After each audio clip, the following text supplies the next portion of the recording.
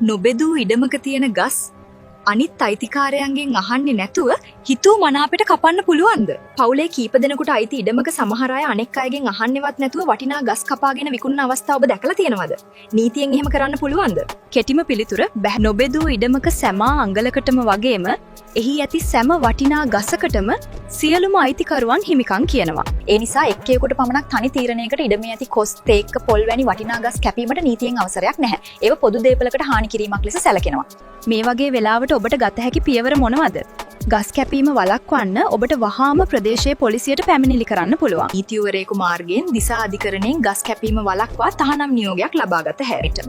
මේ හැමදේටම වඩා හොඳම විසඳුම තමයි ඉඩම නීත්‍යානුකූලව බෙදා ගැනීම සඳහා බෙදුම නඩුවක් පැවරීම. ප්‍රශ්න දුරදිග යන්න කලින් නිවැරදිව සැලසුම් කරලා නීතිමය පියවර ගැනීම තමයි ඔබේ දේපල ආරක්ෂා කරගන්න තියෙන හොඳම මාර්ගය. මේ වැදගත් නීතිය ඔබේ පවුලේ අය සහ යහළුවන් එක්කත් අනිවාර්යයෙන්ම ෂෙයා කරන්න. නීතිය දැනුවත් කිරීමත් ලොකු පිනක්. අදම මේ ගැන දැනුවත් වෙමු. ඔබේ සිහින නිවස ඉඩම අදම සොයන්න ඉඩම්.lk